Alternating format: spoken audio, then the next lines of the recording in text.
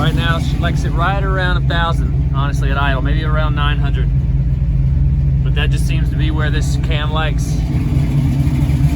Finally think I have the timing dialed in.